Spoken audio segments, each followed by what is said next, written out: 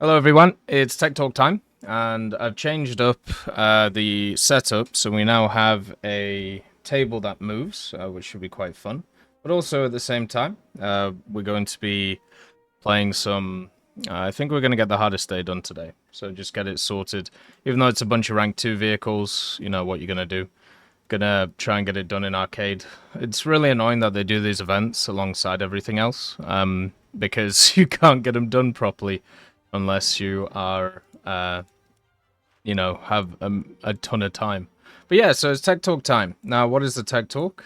Tech Talk's pretty simple.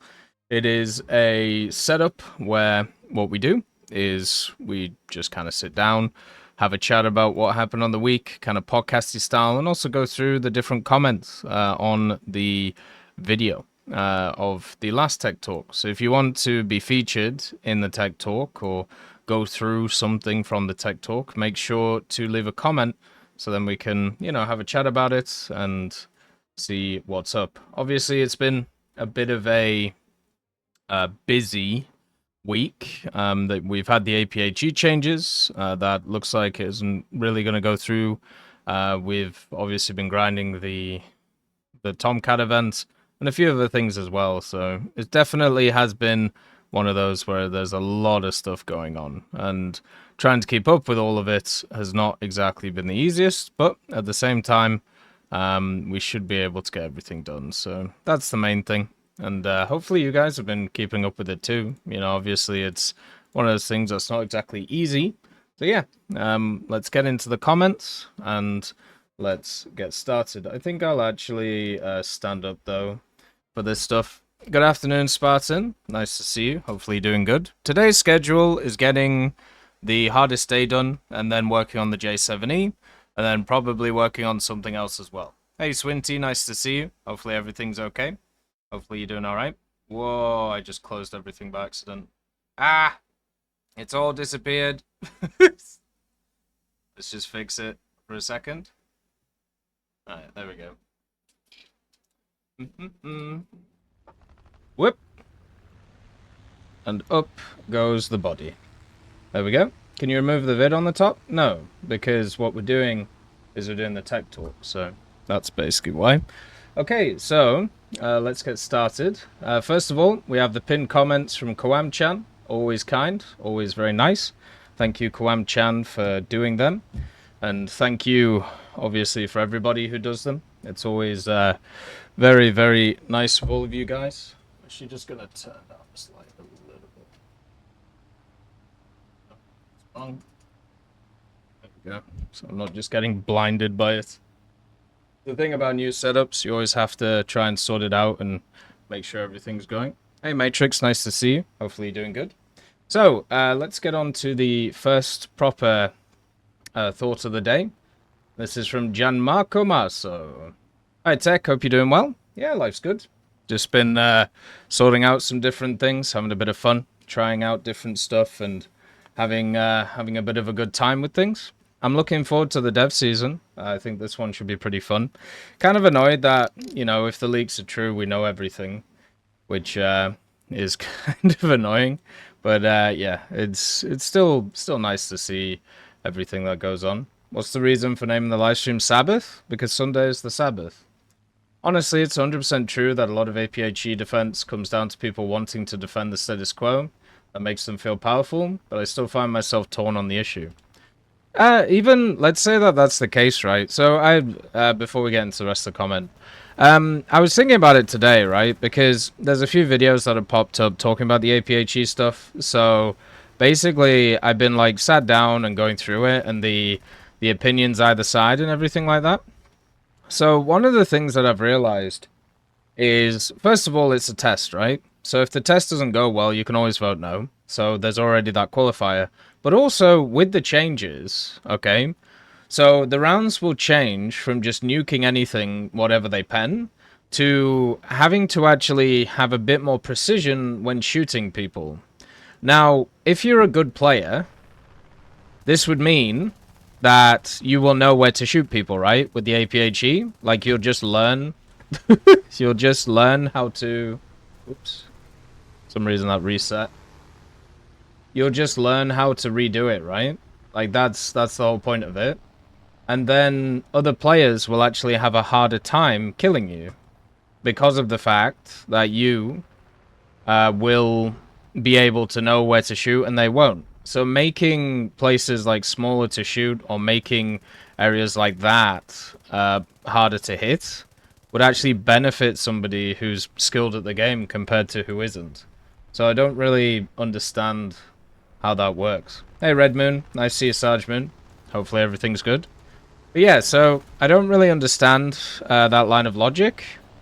I might just be completely wrong on it, and as you said, one of the key things, especially with competitive players or people who are of that ilk or who really care about their performance in the game, one of the key aspects of it is if you change the game, then obviously you have to relearn stuff. I still remember back in the day when they made the rocket changes, where they changed rockets from being things which just nuked, which just completely nuked other tanks. Like, they just technically, like, overpressured them, if you want to see them like that, to a point where instead you actually had to aim them and hit the target. And those even competitive guys back then who were complaining about those changes. So it's one of those things which is really, really tough to kind of get right for everybody. But also at the same time, I've never seen a bunch of changes that people who, you know, care about how competitive they are in the game, they like agree with, right? Like it happens all the time in FPSs and even in War Thunder as well, right?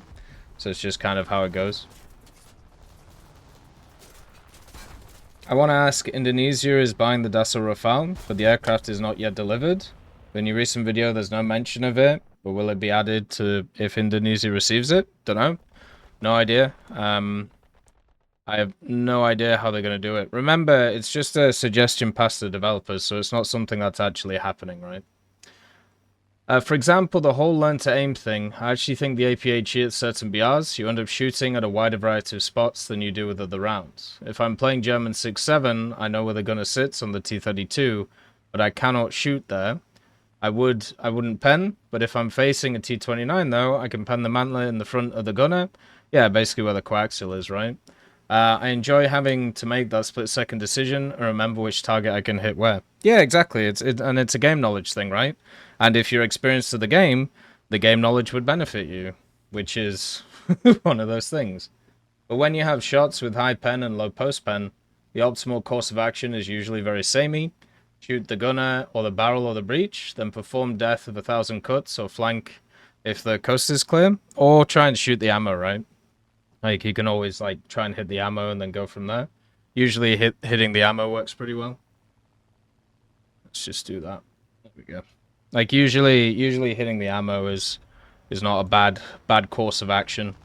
It doesn't always work, obviously. Like, it's not a foolproof thing, because sometimes you can yellow ammo or orange it, or even, like, destroy it and it still just doesn't go.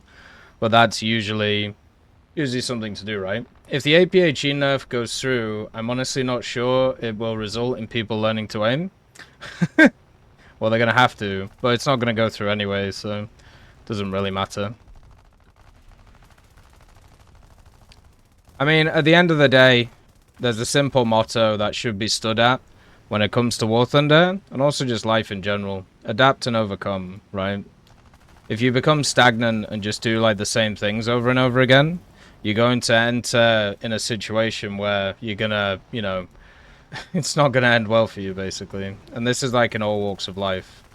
You always have to adapt, you always have to evolve, you always have to do different things, you always have to play different things. Nothing is stagnant. Right? It's like complaining that computers came out and you're stuck on a typewriter. Like, it's just kind of silly, you know? Hey, Sarge Moon, nice to see you. Hey, Logic Master, nice to see you too. Nice to see you too, William. Just got a 7-kill game in my F-14A. With an up-tier facing M120s, came down to 1v3. Felt great to actually succeed in the end. Had to turn fight in F-14. Nice, well done. If the APHE nerf goes through, I'm honestly not sure if it'll result in people learning to aim. Just the more disabling shots of guns and turrets. But anyway, I don't mean this as a criticism. I'm generally undecided especially because many nations just don't have access to APHE.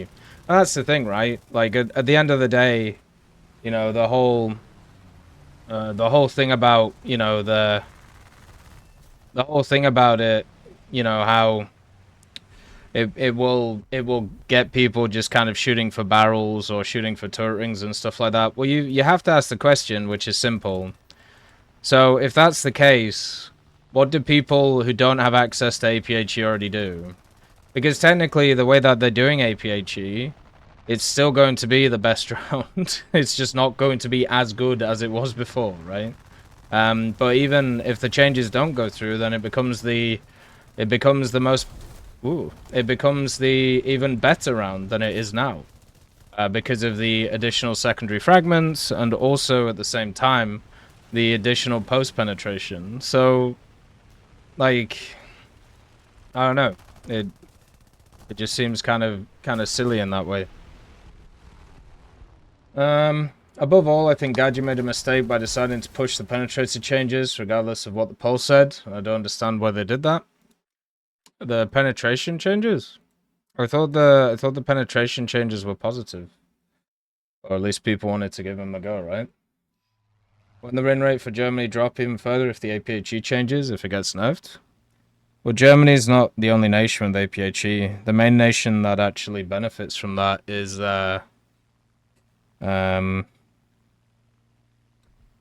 Germany. No, sorry, not Germany, USSR. Like this, the change affects pretty much every nation in one way or another, right? So, anyways, hope you have a good time. Yeah, I will do. I mean, whatever, if they don't change anything and if everything stays the same, then it doesn't matter to me. Like, I'll still play the stuff that I play, I'll still spade the stuff. I'll still look forward to vehicles that have standard AP or APHE. It's just interesting to see that there is a majority of the people voting who are not even in favor of testing something. Like, that is a very crazy reaction to me. And also the fact that one of the larger things that I always hear, like, and as I said, like, I've been watching a lot of different people's videos and also reading a lot of comments, whether it's on the forums or Reddit and things like that. And just the utter distrust that exists, like, for the company is just crazy. And I wonder if in other walks of life, if this was the same level, would you stick around? Would you continue? Would you continue doing this? Because technically with War Thunder, the stuff is voluntary, right? Like you are not forced to play the game. So it just seems very odd to put yourself into that position. It's very weird. Imagine the 76 M6 two-shot after the change. Yeah, it will be not as good as it was before. But then every single other round around it, which isn't British, will also not be as good as it was before. So it's tricky coinky-dink. Oh dear. So we have Maxwell. Hey there, Tech. Hello. I'd like to ask something because I can't seem to understand it. Why are the Rattle 90 and 20 bad vehicles? One has a 90mm with heat FS at 6.3, and the other is a Marder A1- at 6.7. What am I missing? I don't have them, but I'm close to getting them, so appreciate some tips. Sure. The issue with the Rattles is not the weaponry. It never really has been the weaponry, apart from maybe on the Rattle 20, because the targeting speed on the 20mm is really slow. So actually getting it around to hit things can be a bit of a pain. But the gun part of the Rattle 20 and the Rattle 90 and the 80 gem part are not the problems, right? Hey Monet, nice to see you. Hopefully you're doing good. You watching the finals? I watched the first map. It was a hell of a close one. So yeah, the issue is not that. The issue is everything else with the Rattles. The Rattles are very big. They're huge targets. You can see them from everywhere. They have very low-powered engines, which really hurts them at the end of the day. With having such a low-powered engine, what that basically means is you are in a very, very tough situation in terms of actually getting the vehicle to move around the place. And if you compare it to the Marder, The Marder has much better power to weight. It has tracks, so it doesn't get stuck in areas. And also, it has more armor. And a lot of the vehicle, such as the crew, are hidden in the bottom of it. Where with the Rattle, you have to expose the turrets in order to be able to get your, either shot off or get your ATGM off. So that's the main problem with them. They're just slow, they're cumbersome, they have no armor, they can die to everything, and because of their targeting speed and because of their size, it's very hard to defend yourself against stuff like aircraft and even just incoming rounds or artillery. So yeah, that's basically why. Like, weapon systems are good, and weapon systems obviously are incredibly important, right? They're incredibly important things. But there are other factors that matter. That's why something like the LA-200, if you have a look at it, right? The LA-200, if you just looked at its weapons, it's like, oh, well, this thing, it's only got, what, the 30s or the 23s? It's kind of in a weird place for having 3 of those, right? Like, it has the same armament as, like, a MiG-19S. Like, why isn't it high BR? Well, because it's a huge boat and it can't turn. Like, it's basically just that, Like, there's no real other way of kind of setting it up.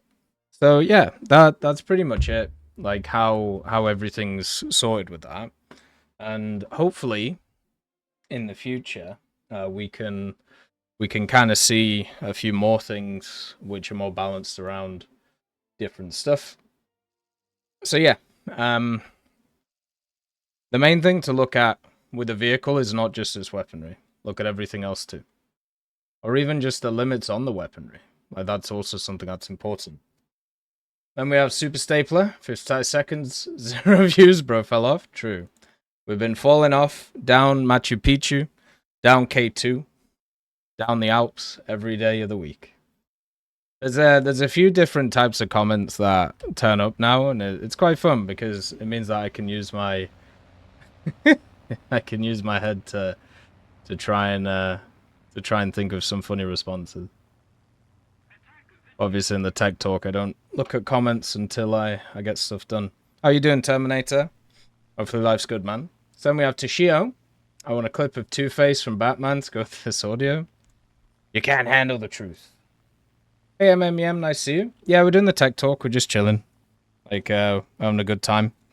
Got a workout in this morning. Feel pretty good. Feel okay. Just standing to stretch the legs. I want to try and get to a point where I can, like, stand for, like, half the stream. Like, I've got to a point now where I've been doing 3 hours out of, like, the 7 or 8. Really hoping I can get to, like, 4 or 5. Don't know why. I'm kind of setting myself, like, weird goals when it comes to that stuff. Hey, Ben Nico, nice to see you. I've noticed that the American airdrop naval mines have been passing through solid ground and detonating below ground in test flight and live matches. My question is, can somebody report this bug for me? I'd rather plant another row of potatoes instead of making a post on the new forums. Potatoes are incredibly important. There are certain maps. What's that? There seems to be certain maps which have like a layer of water below them. So, for example, I remember Advance the Rhine had that. But then also there was... What's that map? The map where you could kind of like bug it out. I'll have to think of it. But oh, the factory map, the abandoned factory map. For some reason, sometimes when you throw bombs on that map, what ends up happening is it creates like splashes of water as if the bomb has gone through the ground, hit the water below it, and exploded upwards. Which obviously isn't great. It definitely doesn't help it, and means that you actually end up not doing any damage to any of the things around, and that just kind of sucks. You know, it's something that it would be better if it actually worked properly, but for some reason it doesn't. It's been a bug for a very long time, at least as long as I can remember, and hopefully at some point they can fix it. Right now, it doesn't seem like they're at that point. Oh my god, they're both still alive. Good old arcade. But yeah, it's definitely something I've seen, and it sucks. Hey, Gianmarco Marzo, nice to see you, man. Hopefully you're doing good. Thanks for answering my question. What I meant with the penetrator change is that I don't understand why they buff APA cheap pen affects irrespective of the poll. Now be even stronger. Oh, right, yeah. Yeah, you're right. They should have had separate polls, right? Like, instead of doing that, okay, well, we're making this change, and then you're voting on this, the third change out of, like, the three of them. It's like, well, why can't we vote on the other two, then? Like, because now what's going to happen is APHE is just going to be stronger. So I don't really understand it. It's very confusing to me. Maybe somebody understands it, but I definitely don't. I'm just a crazy dude. Like, why? And I suppose, yeah, you're right. We haven't really had any discussion around the first 2 points. Like, why when they pulled up? It just seems very odd. Hey, Brett Watcher, nice to see you. Any advice on playing helicopters? The starting Soviet and French ones are painful. Heli PvE is your only way out, man. And yeah, it's not going to be a fun time, unfortunately. Yeah, if you're going to do polls and stuff like that, you should do polls for everything. That's how it should work. So we have Insane Robert. Hello, Tech. Hello. Hey up. How you doing? How's life? How's the family? Talking about premiums and interesting vehicles to be brought back. For me, it will be the return of the IR-316B. It's an Alouette 3 variant with slightly more ammunition and should play like a French multi-purpose helicopter, like the Huey or the Mi-8, and it's the only Romanian helicopter available in-game. Yeah, the French premium, right? They took out all of those guys. Like, they took out the UH-1C, but I can't remember if the IR has actually ever come back. Because they bring back, obviously, the American Huey quite a lot. They brought back a few of the other ones that have been removed. I don't know why they've never... They probably have, right? But I just don't remember if they have or not. Because now we have Romania around the place. Maybe they're just waiting for more Romanian stuff to come to the game. But, I mean, I don't see why it can't be added. Like, it just seems a bit odd, right? Like, why can't they bring it back? Don't know. It came back for like 20 minutes. As for event vehicles, I'd like to change to get again the US T18E2 and the French Lorraine 155. I dislike the idea of drop boxes where the random drop chance is very slim for a ton of millions of SL. But I like the option to have a guaranteed drop like they did this round of the Battle Pass. The only thing they should buff out in that box is the alternative rewards if all the offered vehicles are already unlocked by the player. Yeah, I would be... not just that, they also should add in all of the Battle Pass vehicles. Like all of the naval vehicles. If they just want to stick it to naval, that's fine. Like, they can. But the issue is they've picked, like, what, 3 vehicles or 4 vehicles? But we've had, like, 16 or 15 Battle Passes. So why not just put them all in? Like, why not just stick them all in? I don't really understand why that's the case. Because technically, let's say they do like one of these boxes like each year, then you're gonna have to wait 15 years to get access to all of them, or you're gonna have to wait, or you're gonna have to wait 4 years if you're looking for a specific one, which is just crazy to think about. So I think the Battle Pass box is nicer, and I do agree that it is good to see that they are bringing back stuff. Just wish it didn't replace a vehicle. But then also, as you said, yeah, the G wager is annoying. The fact that it was also double what it was supposed to be, and I actually unlocked it when it was supposed to be double. So now, technically, we have a good old case of false advertising. But yeah, that just sucks. That's no good. Never fun and never fair. The interesting thing for me, for the events was I actually saw a thread today that was talking about bringing back the old events. Because they weren't happy with the amount of grind that was here for the specific events that we have. So the fact that it took a longer time to be able to get the F-14 instead of another standard vehicle during the same event. But the way that I've seen it is like this, right? So these new events, okay, they take a bit longer, like, in order to get. but also you don't have to grind, 3 different game modes at the same time. You don't have to play ground, you don't have to play air, you don't have to play naval all at the same time within 2 days in order to get all the vehicles. So they've spread them out, and that spread out has meant that it's easier to grind them. But then also, at the same time, they've increased the grind of the vehicles to compensate for that. And I think the way that they've done it is fine. Like, I don't really have any issues with it. So looking at the raw numbers is all good, right? Like, looking at the raw numbers and going, okay, well, this cost me 20k, and this one is costing me, like, 35k or 40k every 2 days, and that sucks. And it's like, yeah, that does suck. But you know what sucked even more? The fact that crafting events meant you could only get 2 vehicles. So you were never guaranteed to get all of the event vehicles per year. You know what also sucked? Having to grind, 60k or 70 or 80k, depending on the event, every 2 days. Or it was 75k every day for the crafting event. Or it was 60k every 2 days for the standard event to get less vehicles than we have this year. Like, so yeah, we're starting to do the whole the old times were better meme again. So we'll see how that goes. It's always dangerous when we have that mindset. We already have it with a few things, like, with the White Rock Fortress, which is always fun. What do you think of the leaks of the Leopards and the French tech tree, or the Mika just not working? I have no idea about the Mika and it just not working. I don't know what that's about. Wouldn't surprise me with the Leopards, since we have the Benelux stuff in air. For ground, you can pick whatever European country you'll find, and they all use Leopards. So, apart from like France, who tested Leopards, and then Britain, of course, as well. So, France has a huge issue between, was it 9.7 or 10.3, or, well, 9.7 and 11.7. They just don't have any vehicles there.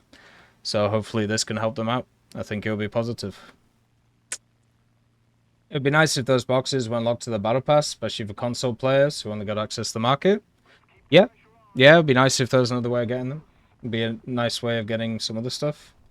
You've seen the full leak list, hidden names, that has the T90A for the US? Well, the T90A got leaked like a year ago, so... What do you mean by the full leak list hidden names, MMU? But yeah, that T90A got leaked literally a year ago. Like, I think maybe in November last year. Crazy time to be alive.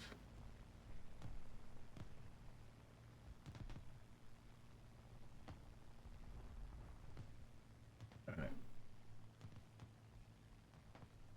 So then we have Kofro. They did reduce rewards to try to combat people abusing the game mode, especially so during air events. The problem is that it doesn't work. The events don't have a required SLRP score for games. It requires mission score. By reducing the amount of rewards gained from mission score in Sim EC on paper, looks like it was successful because the average rewards... Let's just try and take this guy out. Because it means that the average rewards go back to the way it was before. They introduced Sim EC into the event. In reality, though, it didn't change anything because the people creating these PV lobbies aren't doing it for an SLRP game, but a high mission score to grind out the event easier. Thus, the game mode continues to be abused, and the only ones affected are the ones who want to play it as it's meant to be, whatever that means. Most real sim players are getting super frustrated about this because they don't play RRB at all. Well, you take the rub with the smooth, right? Like, if you want Simulator to be part of these events, this is also the factor that you have to understand, right?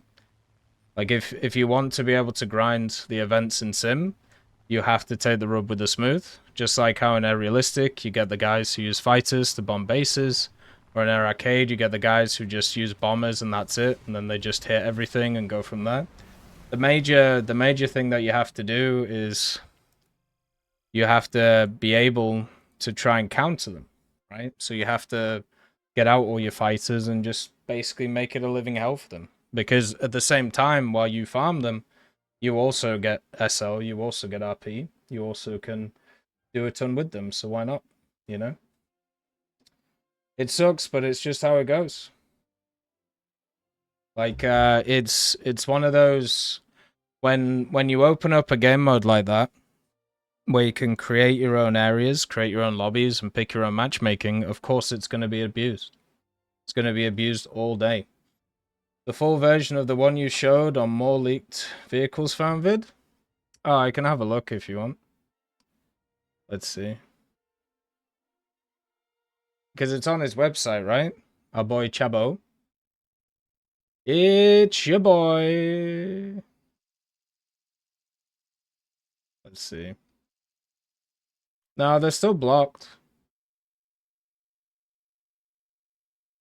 And there wasn't even one for an American, like the T98. Yeah, if you have a look on the website, MMM, it's already there. If you know the set of videos we did previously on like the leaked asset stuff, that was all covering that stuff, you know, like over the last month. It should also be noted that these Zombas bleed tickets too, so it's not a matter of ignoring them. Considering the airfield mechanics in SimEC, when they target the airfield, it affects your team directly. Damaged airfields increase the repair and reload time by 5 to 10. Yeah, that's true. So, you know, this is a perfect opportunity to farm them, right? Like during these types of events. The way that there's a couple ways that you can stop people obviously doing stuff like this. You can try and petition Gaijin to change it, but you know for a fact what they'll do is they'll just remove it from the sim mode, or what they'll do is they'll make it so you can't queue up with your mates in the sim mode, which obviously is not what, you know, sim players want. Because one of the nice things about Simulator is how you can pick, you know, the different lobbies you want to go in. The way that you fix it is you literally like get stuck in, you know. You try and make their grinding experience a little bit more realistic by going after them and having a bit of fun. Now, for me, obviously, I don't really care either way. Like, it doesn't really bother me because obviously don't play too much of sim. And also the way that simulator works is, can't you just like make your own game lobbies which have, you know, the PvP stuff in it? Or is it just the idea that it gives sim a bad name? I don't know. Or are people worried that it'll infest everything about sim and then it'll basically just become the core of the game mode? I don't know. Like, I don't know the thought process behind it. But at the same time, you know, the answer is in your hands, Doctore. Like, at the end of the day. Hey, Yag, nice to see you. And we have this. We have Jerry. As a CC, are you able to request titles and profile pics from Gaijin? I don't see why not. Like, in general,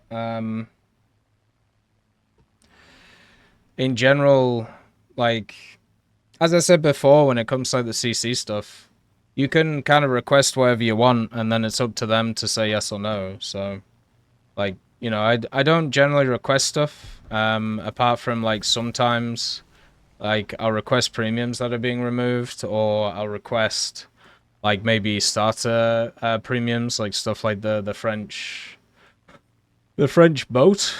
But most of all, when it comes to these types of things, the way that I've understood it for the longest time is you can just, yeah, you put in your requests and then it's up to them to say yes or no. And I understand there are different tiers to these things and different, you know, opportunities and stuff like that. But since I'm not a person who manages this stuff, it might be worth asking the people who do manage it, who are, you know, freely available on social media nowadays when it comes to Gaijin and their social media presence. Also, the guns on the Q5s have got to be the worst guns known to mankind. The rounds come out so slow that they have to start shooting the enemy the day before you want to kill them. If you want to kill them, the velocity is just as bad, and they do less damage than the 50 cals. Yeah, the Q5 guns are horrific. They're really bad. I don't know why the Chinese kept with the 23 millimeters. or why they didn't like increase the velocity or something. Because surely it can't be good in real life, you know? Like technically, you can't really use them for like ground pound because you're gonna be worried about getting shot in, you know, shot in the head. It's gonna be crazy. Hey, Drakenful, nice to see you. You play more War Thunder these days? Oh, fair enough. Well, hopefully it's treating you well. Nice to see you, Spartan, again. I say a lot of stuff in chat, but I know you miss it. How much chat history can you see? I can see all of it. I can see everything basically from the start of the stream or other streams. It all gets recorded. So, yeah. Yeah, the Q5 is the Q5 is a really easy vehicle to spade in Realistic because of its BR, but I do agree it's the guns are woefully bad. Like they are woefully bad. Easily the worst jet guns I think in the game. The 37 from the Soviets annoys me, but it's not a bad gun. It's just one of those that's hard to aim. But yeah, those Q5 guns are really, really bad. Alright, so then we have Islam Zayod. Always enjoy saying the name. I have 2 questions this week, okay? People should not be selfish and accept that other nations need vehicles like their nation. What's your opinion? Yeah, I mean, I've been on that train for many years.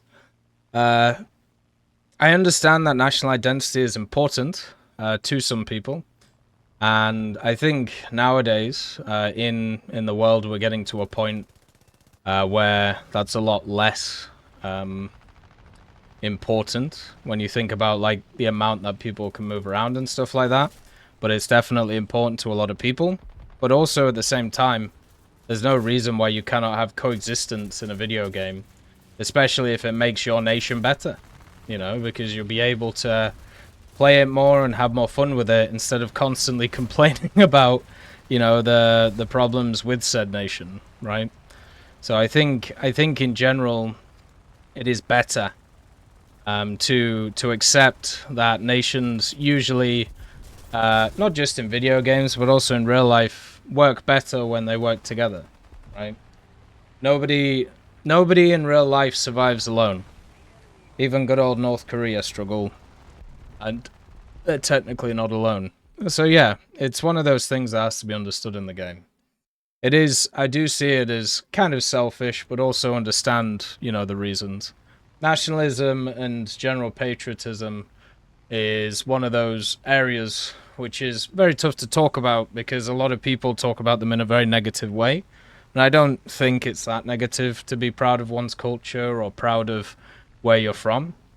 I think the issue comes in the same way as everything else. When you use that pride to degrade other areas because they're not like you. That's when it kind of falls apart. And it's weird to see it in War Thunder when it turns up. No, I don't mean that. I mean, how big is the window? Oh, how big is the current chat? Like, maybe about 10 messages at the moment? Usually it's bigger, but for the tech talk, I have to make it a bit smaller. I do have 2 chats on the screen, though. I have the Twitch chat and the YouTube chat, so I can see both. Like, it's not too hard to move between. Hey, Holy Rune, nice to see you. Hopefully you've recovered. Hopefully you're feeling a bit better. Sorry. Just gotta kill this guy. Superior firepower. 2. I have a bug where I don't hear the sound of my engines, even if I turn the engine volume up. I can only hear the turret moving and the track. Did you ever get this? Yes. It's usually... The time when I've had that happen in the past is when I forgot that I had a sound mod on. And the game got updated and the sound files got updated. But obviously the mod didn't. So it basically meant that I had a conflict in my files. So then I didn't hear engines. It wasn't just my engine though. I couldn't hear anybody's engines. So... yeah, I feel like if you can't hear your engine, but you can hear everybody else's, that sounds like a... that sounds a bit of a game abuse thing, so you might want to get that fixed pretty quick. Because that might get people a bit antsy if you figured out how to do that. It's obviously with like the competitive side of things, they're always trying to stop people from cheating, and I feel like that would probably be seen as cheating. Hey, Sneaky, nice to see you. Hopefully you're doing good today.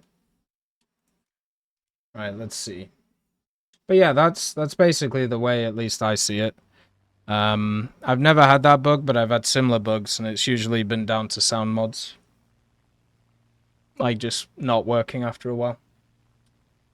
Then we have Mr. Knight. Will electronic warfare planes get added?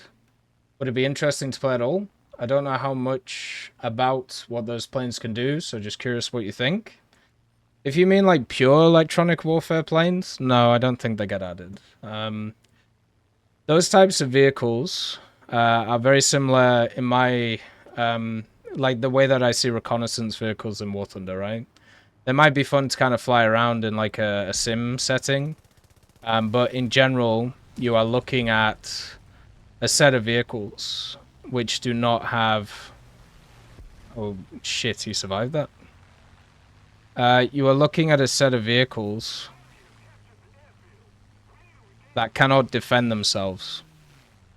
For me personally, I'm not really too interested in vehicles that can't defend themselves, because of, you know, the fact that they won't be very useful in the battle. The Type 93 is kind of like on the edge of that, where it can do something, but it really can't do a lot. And with ECM vehicles, a lot of them are not designed for offensive warfare in any way, or they're not really designed for, you know, even protection, because they're not really supposed to be near the front line.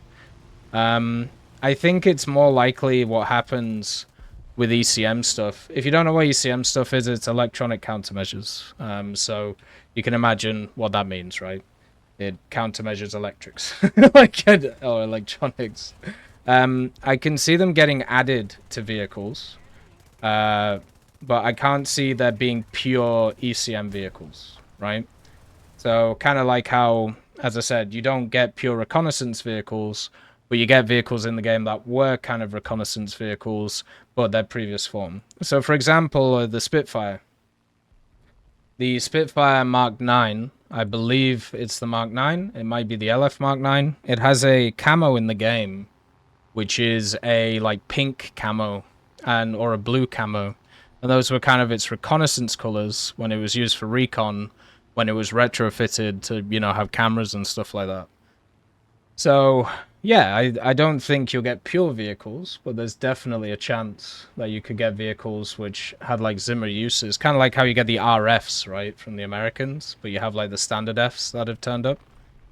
Like, you could maybe see some camos, but that's really about it. Let's just take a shot on this guy. Then we have Oberzo, or Zoe. Since the poll about shell performance to test the new, more realistic APHE mechanics seems to fail, hope we can finally end the more realistic arguments.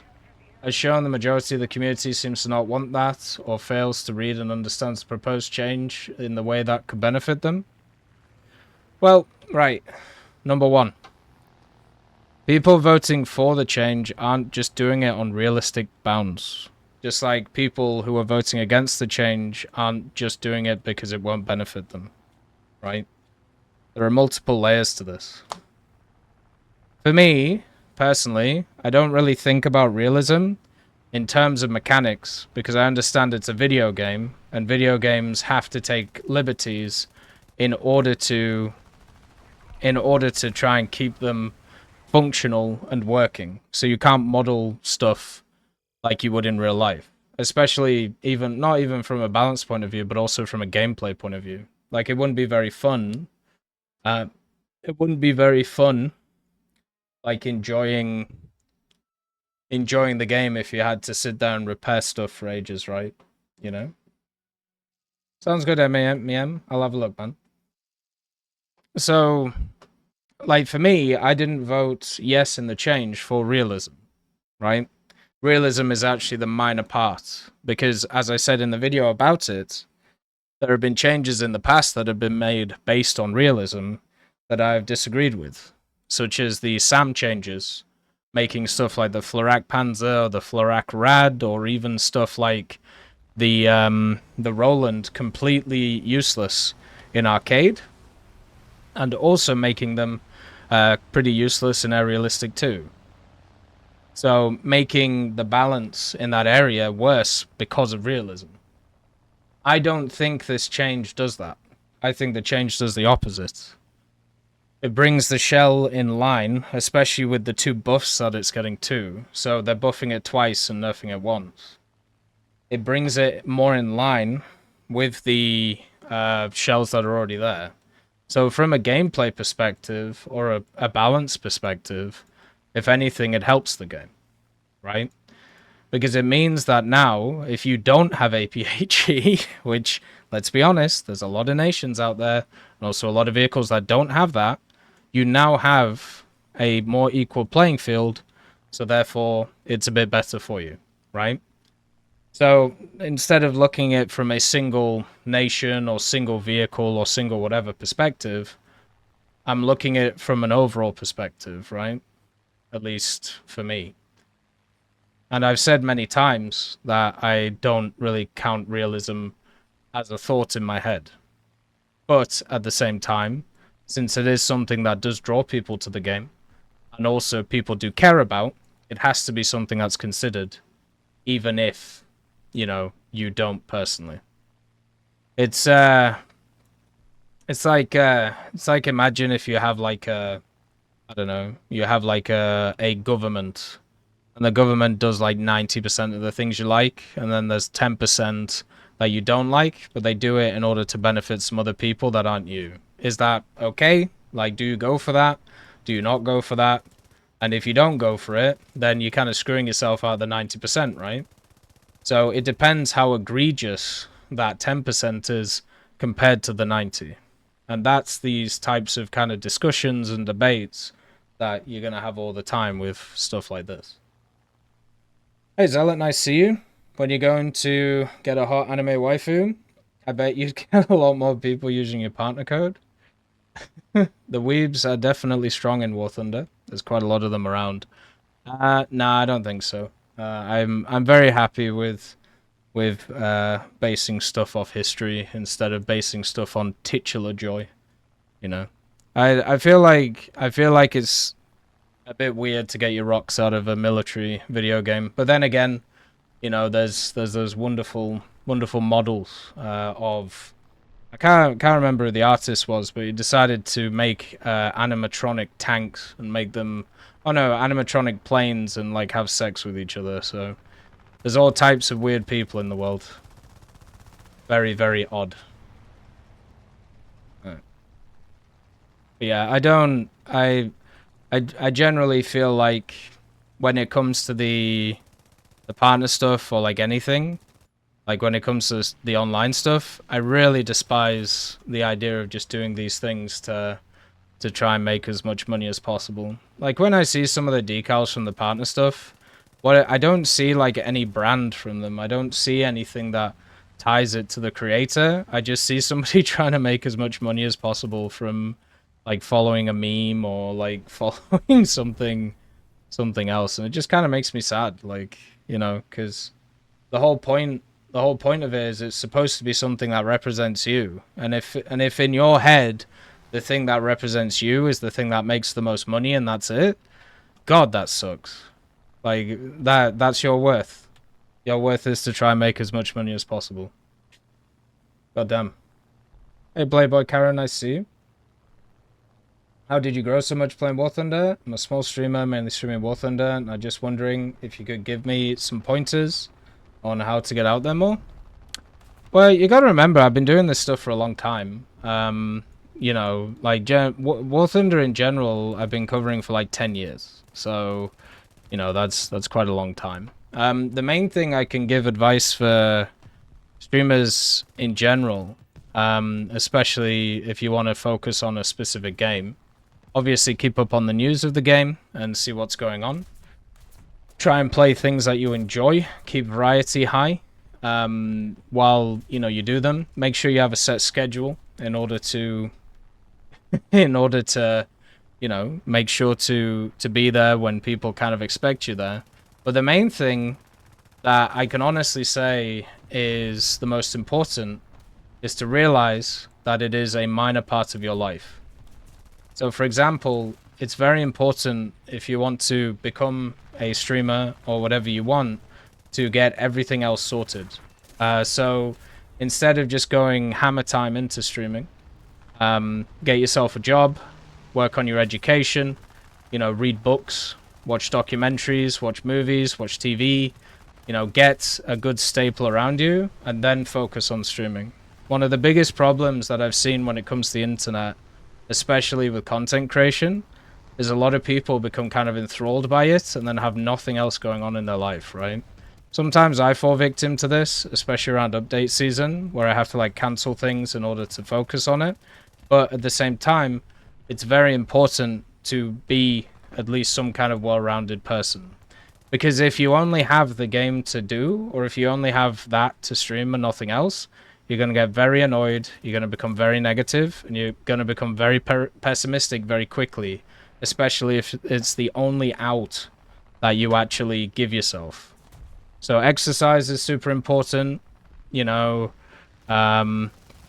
making sure that, you know, your studies don't fall behind or your work stuff doesn't fall behind. Whatever you're trying to do in that part of the world, you need to focus on that first, and your stream is a way for you to relax and is a way for you just to kind of chill, right?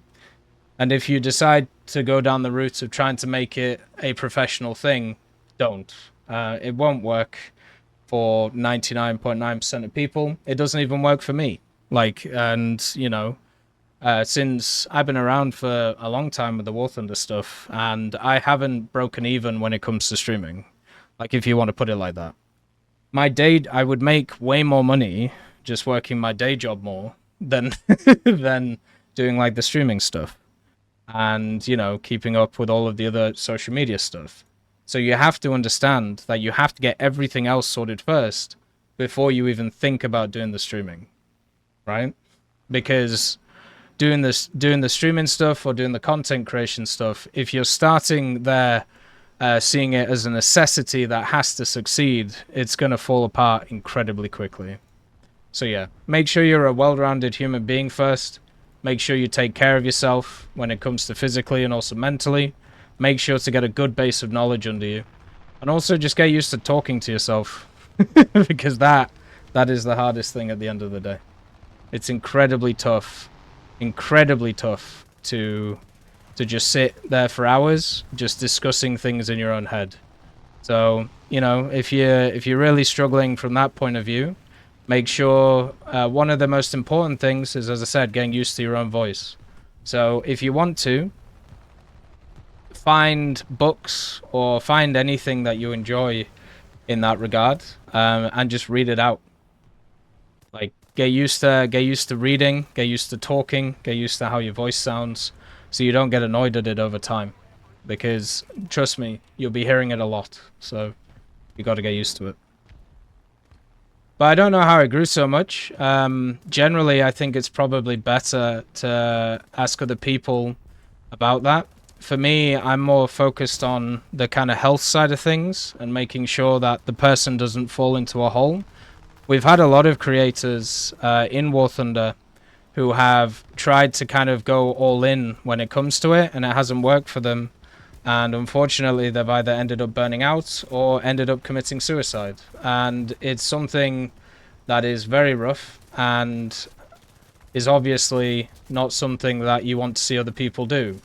So self-care is super important, but not from a point of view of going to a psychiatrist or anything else, but making sure that you're not falling behind in any other part of your life while you're doing this, right? That is number one, no matter what. This has to be a bonus. It can't be a necessity. So that's pretty much my my thoughts on it. There's a lot of crossover. Yeah, there's a lot of crossover between Weebs and War Thunder. It's kind of cool. You know, I remember with all the DMM stuff and also the body pillows and things. Yeah, there's been a ton of stuff over time to facilitate that area. And be good at talking to yourself. Yeah, literally. Like, I mean, it's easily the hardest thing for me. You know, just I'll sit there, be editing a video, and I'll be like, shit, goddamn. Like, sound boring as all hell. It's just kind of how it is. Then we have Phil. What does our boy Phil say? Phil, I think they shouldn't punish you if you lag into the ground and crash your crew shouldn't lock. Yeah, sure. You know, I wish people didn't have bad internet. One of the big things in my area that's super improved the last maybe 5 years is internet connection, and I hope other people can get to that point too, where internet connection like is good wherever you go, because it is really important, right? Like that's the main thing that lags you out. Sometimes it's the server, but most of the time it's the fact that your connection kind of like moves, right? And one of the problems with online gaming, and if you want a great example of this, there was a game called For Honor. Now, For Honor was kind of like a 1v1 or a 3v3 kind of fighting game, where you would pick a hero who had like a certain set of skills, and then you had to like fight other people, right? The problem was the connection used in For Honor was peer-to-peer. So what this meant was there was one person in the server who literally just who was the person who was hosting the game. So if they had the best connection, they hosted the game, and therefore they were at the biggest advantage, which obviously isn't great for a fighting game. The other thing it meant is if that person was losing, they would just cut their internet, and then the game would cease. So that's the problem right there. If you make it so people don't get punished for getting out of games, people will straight up just lag switch and leave the game and then go to the next one. Yeah, straight up very honorable in For Honor. Like when that went on. But yeah, sad what happened to that game. Good premise, but as usual, you know, it would have been interesting to see more of the competitive stuff, but I don't know how well it got or how well it went. But yeah, so that's the problem right there. If you implement a system like that, how do you make it so people don't abuse said system? And that's really, really tough, which is why we have it set up the way that we do in War Thunder, right? Because if you can imagine any bad thing that happens in War Thunder, or anything that's negative when something bad happens, it's straight up to try and stop people abusing something further. Like, that's it, you know? Like, it's the same thing with, like, the G stuff, you know, the refer a friend stuff and all those things. It's like the same deal across the board, unfortunately. And as I said, I wish it was different. I wish it was completely different, but it ain't, because assholes exist. Like, I don't know how else to put it. Like, it literally is just that. Oh boy. So we have Common Sense. Hey TEC, hello. I feel like since the last update, all of a sudden, I've just gotten much better at RRB up to rank 7. Is it just the rebalancing, or is everyone good? Just gone flinging Fox 3s in top tier? Maybe it's just the extra chair time since my motorcycle trip got kiboshed by the Jasper fires. Oh, sad, man. That would have been super nice to go through that. All the CODs did that. Whoever had the best connection became the host. Yeah, I remember that in, was it Modern Warfare? Modern Warfare did that. Nice to see you, by the way, Herbosen. Yeah, if you don't know, Jasper got cooked, unfortunately. Jasper's a beautiful area. But yeah, it got set on fire in the wildfires this year. Anyways, here's my question for the week. Do you know if top tier event vehicles people have ground out counts against you for the nation research bonus thing? I have ranked 7 and 8 in all nations, but only top tier air in US and Russia. Problem is, I'm worried about the rank 8 German Tornado IDS MFG and the Mirage French 2000 CS4 affecting my bonus prospects. Also, I've ground out the British Gripen, but haven't purchased it yet, as I'd like to grind a lot of the vehicles in different trees and purchase them half during sale times. I'm quite curious how this will work, because if this doesn't kick in until you purchase the vehicle, then I'll use the bonus to grind them all before buying any. Also, I'm hoping the bonus counts for both research and modifications like a normal booster. Cheers. Cheers to you. Cheers to you too. And sad about the Jasper stuff. So from my understanding, it's going to be attached to end of the line vehicles. So not specifically just rank 8 vehicles. So as long as you haven't researched that end of the line vehicle, then you'll still get the bonus for that nation. But once you've researched it, so I think researched and not bought, so just researched, then you lose the bonus. I'm pretty sure that's how it works. That's how it's written. But obviously they're testing it, right? And it may change going forward. So since you've researched the Gripen, if they don't put something after it, then that's going to mean that, you know, obviously you're not going to get the bonus research for Britain because you have the end of the line vehicle. The event vehicle shouldn't matter because they're not seen as end of the line. And since it affects base RP, it should affect modification research and also kind of the total research. So that should be fine as well. So I wouldn't be worried about that. Overall, I'd say that's pretty good. And generally, you will have a pretty good time researching stuff. At least, as I said, that's how it's written. That doesn't mean it will stay like that. Because obviously, one of the things that happens a lot when it comes to War Thunder is things change. And since things change quite a lot, it's hard to know if it's going to, you know, stay stable or change. I mean, I know they're testing it right now, so we'll see what the tests bring, and then what they'll change on it. But by what they've written, that's how it works. So that's what's kind of focus on at the moment. The other thing as well, so for air, one of the important things is obviously we have an event going on, right? So because there's an event going on, there's going to be a lot more people playing that weren't before. And also because of the BR changes, you might just be in a much better position than a lot of other people who are flying around right now. Because you have the experience compared to people who've like come back to play. You also might have people who are playing, you know, certain ways to get the most score as possible. That could also be something. Or maybe you're just better, you know? maybe you just fit this meta better than the other one. Maybe your experience is paying off. Maybe give yourself some credit. I know it's very un-Canadian to give yourself credit, but maybe you're just doing better, right? Maybe you've flipped a switch and you've now become a god amongst men in high tier. Who knows? Then we have Driver. Hey TEC, do you think they should bring back White Rock Fortress?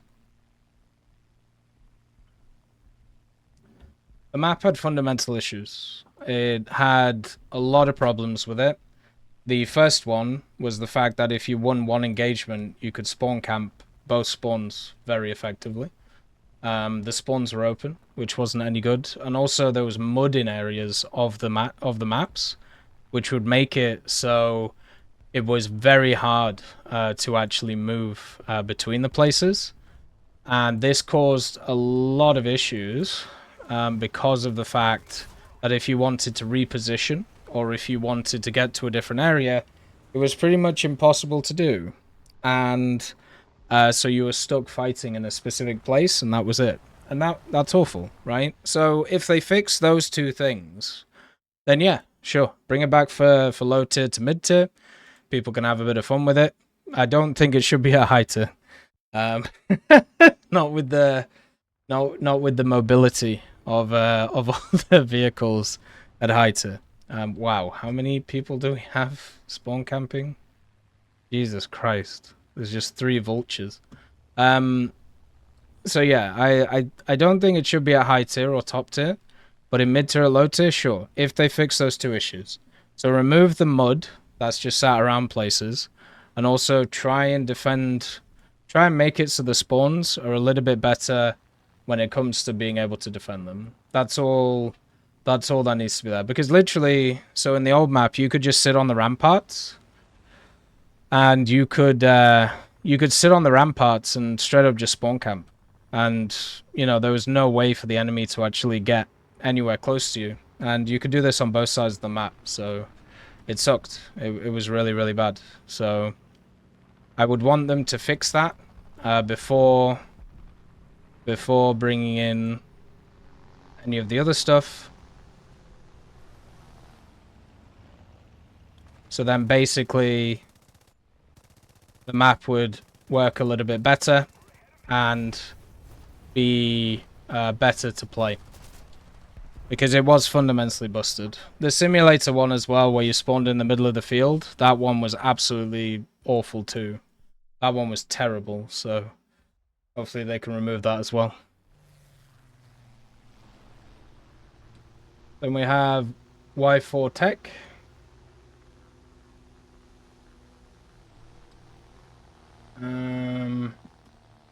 You make a solid counter-argument.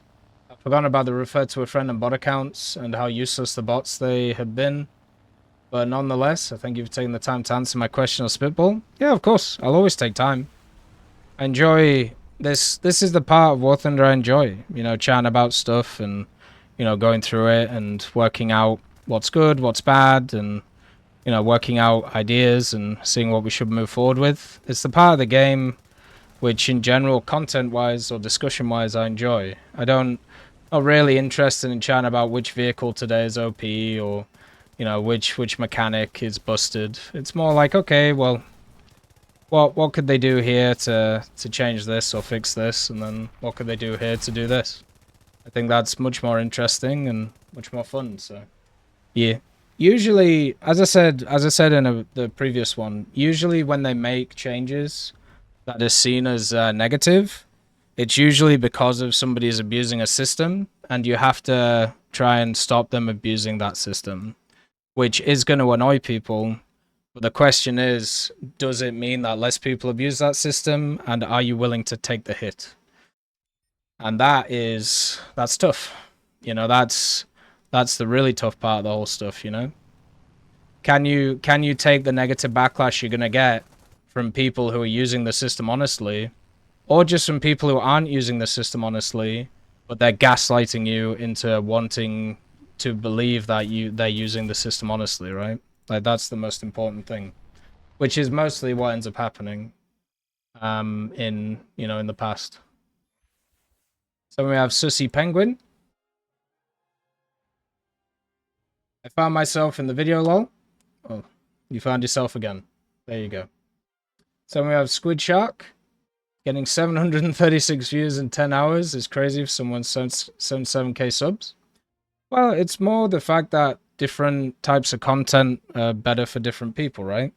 But there's plenty of videos on the channel which have a bunch of views based on how much of a sub count it is or whatever. But the main thing is, I do the tech talks because I think it's important to have an avenue to chat to people, right?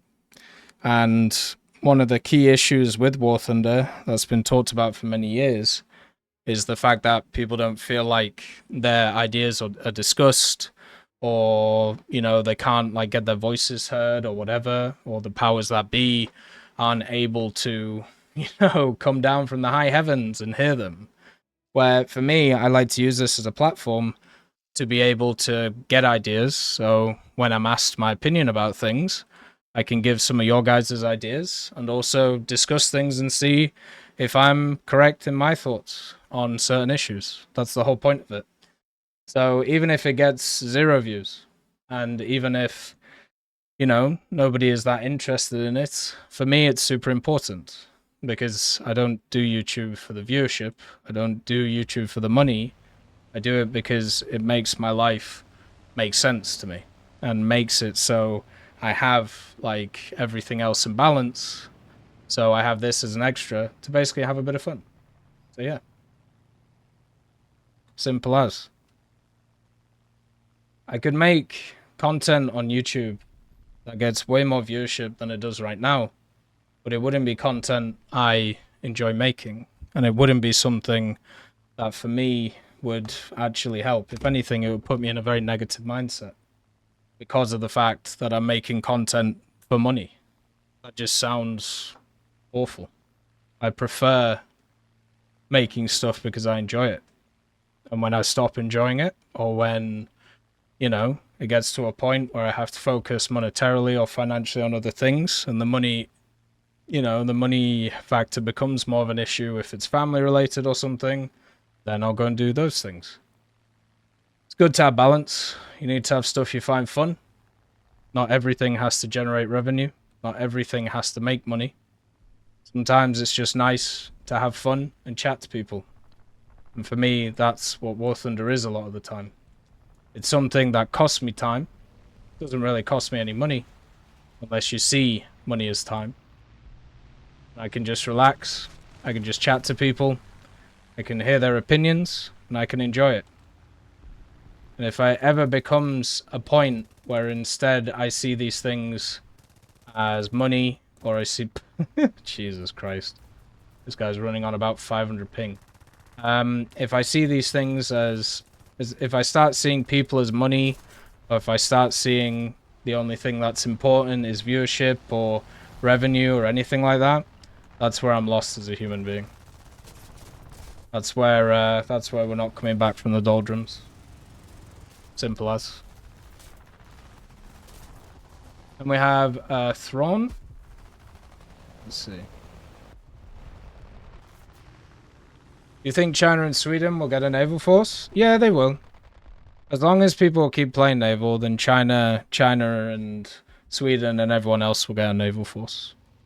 There are plenty of vehicles out there that they can use, so there's no reason why they can't get them. And, you know, I think in general, I really enjoyed the addition of the French Blue Water Tree. I thought it was really fun. So if they decide to add in more vehicles which are along that area, I'd be fine with it. The major thing is cost, right? It costs them quite a lot to put together full tech trees, and they need to recoup those costs in order to make the next one, and also at the same time make money for future endeavors, right? So if it's profitable, then they'll do it. If it isn't profitable, then they won't do it. At the end of the day, it's a company, right? What are those pendants? So the first one is a St. Christopher, patron saint of travelers. And then this one is a locket, which has two pictures in of two people who are very important to me. So I can't lie, naval's so confusing to me right now, because I have no clue what I'm doing. Well, that's like every game mode, right? Like when you try and learn something new, it takes a bit of time. You can get it done. And then we have user. Fact, I don't know what any of that means in the first 15 seconds. Fair enough. Well, I can't remember what I said a week ago. So there you go. I'm glad that's where we're at. But that's the end of the tech talk comments. Is there any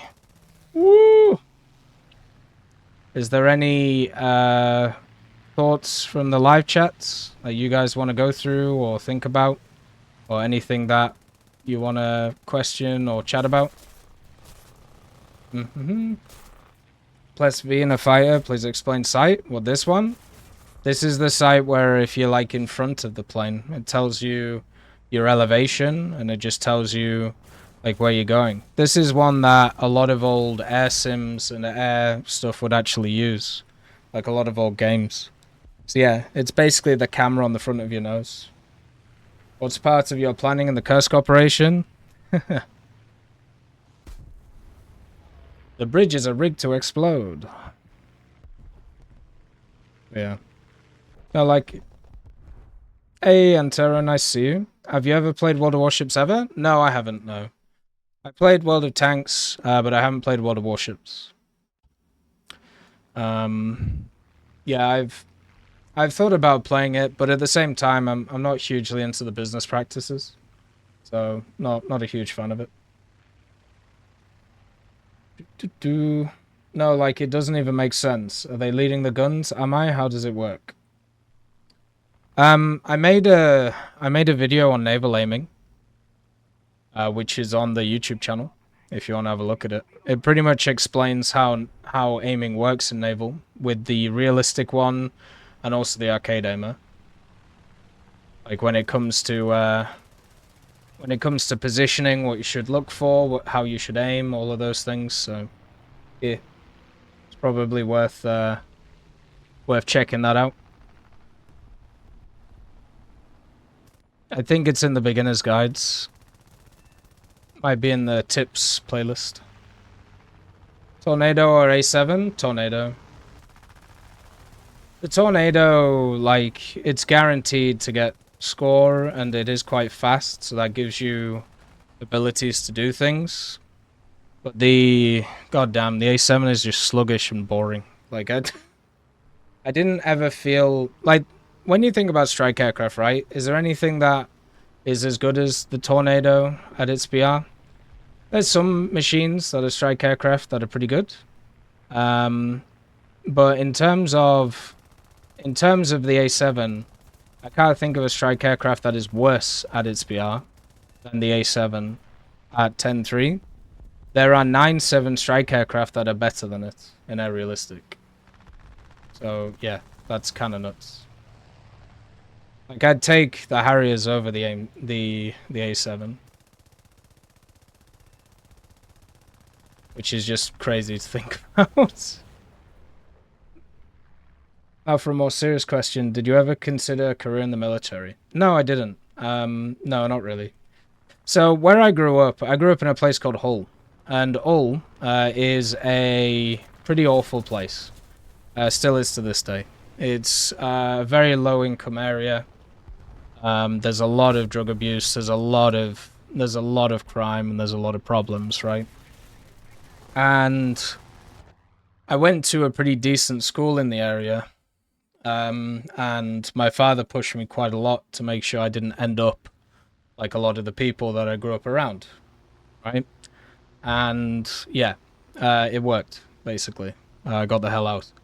But the important thing about it is the fact that when it comes to Hull,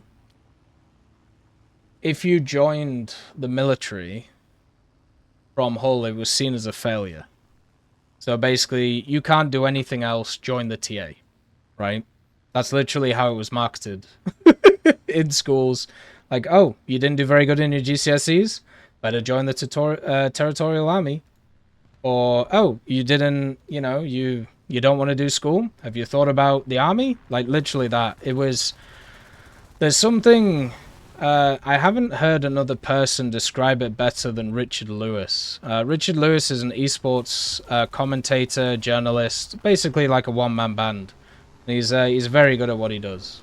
But one of the ways he grew up in a lot of low-income areas in places like Middlesbrough and also places in Wales as well. And the way that the military is marketed to you in a low-income area is literally like, this is your way out. This is how you get to the promised land, right? Which is a lie, as we all know. And it's why recruitment is very much down in a lot of places in the world right now. Because people have the internet. So, and also, the general quality of life has increased for many. So, in my area, when I was growing up, the key thing about the army was about the fact that it was seen as a last resort. So the only way I would have ever joined the armed forces is as a last resort. And I wasn't in a position where I had to take my last resort, basically. I took my first resort because I worked very hard at it. So yeah, it's a very different vibe, right? To a lot of places. Like in America, there's a lot of pride and honor around the military. In a lot of other places, like Poland, for example, there's a lot of pride and stuff around the military, and people are compensated really well. Around my area in England at the time, definitely wasn't the case. So, yeah, simple as. Hey, Daddle, nice to see you. There was also a massive push to get kids into the cadets in the Northeast. Yeah, we had cadets at our school, Sneaky. That was another thing that happened. Yeah, I remember that. Hey, Trout, nice to see you. I'm doing good, man. Hopefully you're doing well. What would you think of a mechanic where the top 4 players on the losing team get the winning rewards because they are the 4 players who fought the hardest? I'd be fine with it as long as the 4 bottom players on the other team got the losing rewards. That's something which World of Tanks does, doesn't it? Maybe not top 4, maybe top 3. The other problem is you can kind of you can skew a system in, especially in when it comes to score. So maybe don't base it on score. Maybe base it on other factors. So maybe somebody who has the most kills, then maybe somebody who has done the most damage, and then somebody who has the most assists. Like one of the things they do in Enlisted, which is really cool, is you have like different awards based on, you know, the missions that you're doing. So there'll be rewards where you are the best, I don't know, soldier or assaulter. So then one of your soldiers will get bonus XP for being the best one. Maybe you'll be the best engineer. So you will get, you know, bonus experience for that squad and that person. I'd be fine with stuff like that if they decided to do that. Hey, Juan, nice to see you. Yeah, the thunderstorms made it up here, man. They didn't knock out the electrics, though. That was a bit more in the south. But yeah, that was kind of crazy. But yeah, so for me, that would be the thing to focus on. Like, maybe not just doing a blanket one based on score, but maybe on other factors. This could also tie into the avatar stuff we've talked about as well, which would be really cool to see at some point. But yeah, the way that Enlisted does it, I think, is a lot better than the way that War Thunder does it, in terms of, like, awards and everything set up. So for me, I would focus on the way that they do it for that reason. They knocked out the power twice here. Yeah, they were pretty brutal. I saw them on the news this morning. Right, I think we'll end the tech talk here. We'll continue streaming, but we'll be done with that. As always, if you want to get in on the tech talk, make sure to put your comments in the comment section for it. We're going to continue doing them. We've nearly done them for like a year now, which is kind of crazy. Well, we've done them for more than a year, but I mean like a year's worth of stuff. And yeah, I'm super happy with it. So look after yourselves. I'll see you soon on YouTube. Bye-bye.